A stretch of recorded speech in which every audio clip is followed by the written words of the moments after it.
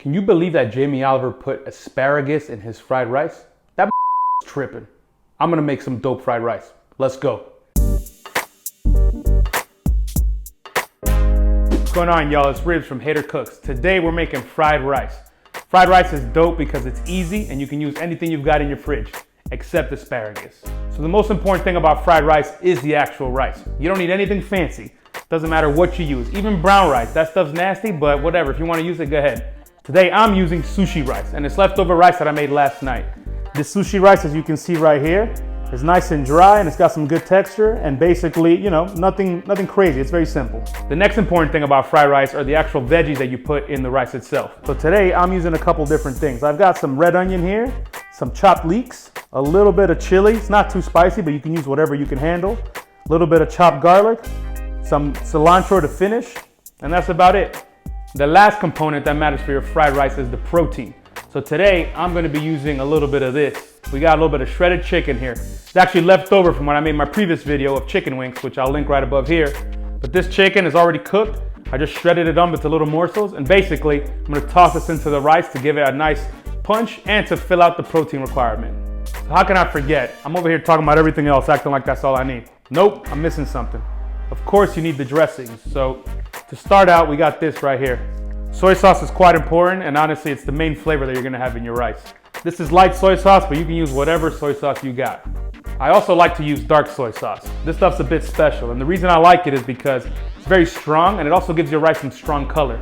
You don't need to use a lot of this at all. Just a couple little dollops here and there, but it'll go a long way. Finally, it's kind of strange, but rice vinegar is very important for your rice. You don't want to use too much of it because we're not making anything super sour or vinegary here. However, a little bit of touch of this just adds this nice little element on the back of your rice. Makes a big difference. Don't forget about it. All right, so that's not too complicated, right? Even you can do it. Yeah, you. All right, listen. If you want to use other things to make your rice, go ahead. There's a lot of other things you can put in there. You can mix and match with oyster sauce, duck sauce, whatever. I don't care. As long as it tastes good, then we good. Let's go.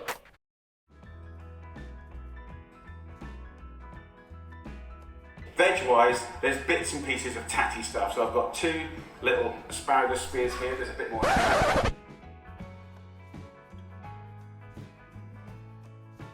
All right, y'all, let's start making this rice. So the first thing you want to do is actually get some oil in your pan. You want your pan to be, medium hottish, because the first thing we're going to do is cook all of these veggies. And cooking these veggies first is important because you want to get all the moisture out of them. Let's go ahead and start adding the onions. And we'll add in the leeks as well. And we'll let those go for now. Thing is, you cook those down first because they have the most amount of moisture. And then later, when these are basically done, we'll go ahead and add the garlic and the chilies.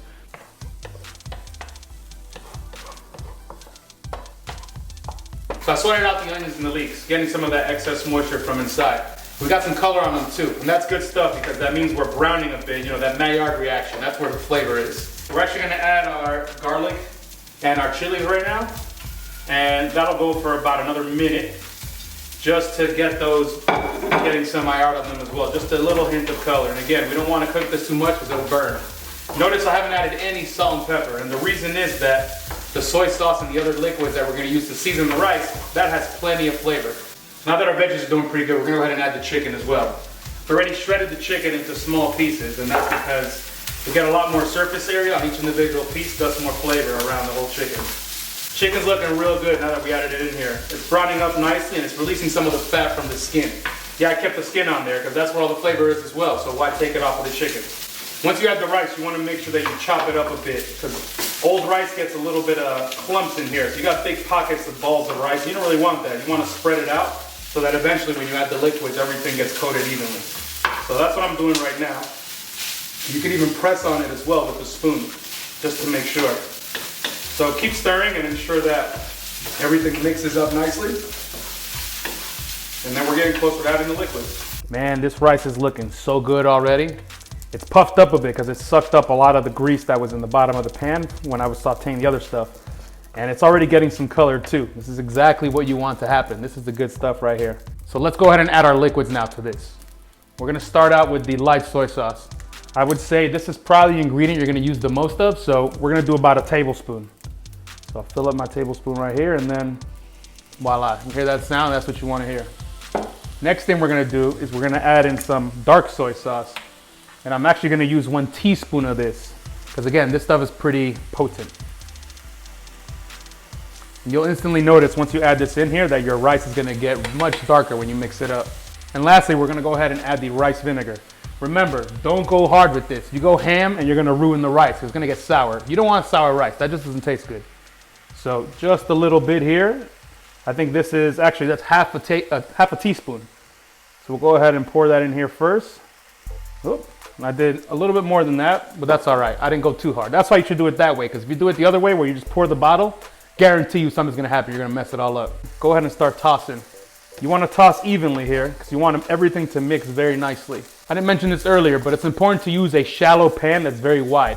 Surface area is the most important thing when making fried rice. So this last step I'm doing right here is actually spreading the rice out to cover the entire surface area of the pan. And what we're gonna do here is just let the rice chill. Literally, we're gonna let it relax. And the whole point of that is to build a crust on the bottom. You don't wanna burn the rice, so ensure that your heat is not too high, but you want somewhere around medium to medium high. Let that thing go, don't bother it, don't mess with it, don't do anything. You can look at it, you can say nice things to it, but don't touch it. Leave it alone for, let's say, a minute or so. You're gonna get a nice crust on the bottom and the rice is gonna get just slightly crispy and a bit more brown than the rest of it.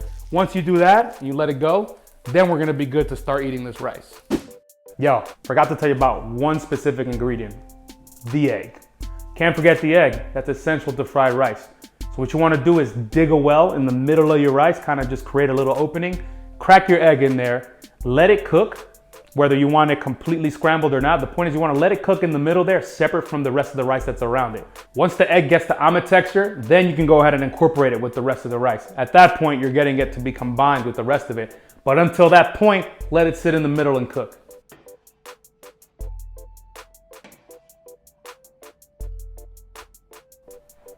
Yo, this is banging right here. You can see this rice is looking real good. If you really want to hook this rice up and make it just right, go ahead and take some cilantro and just throw that on top like that.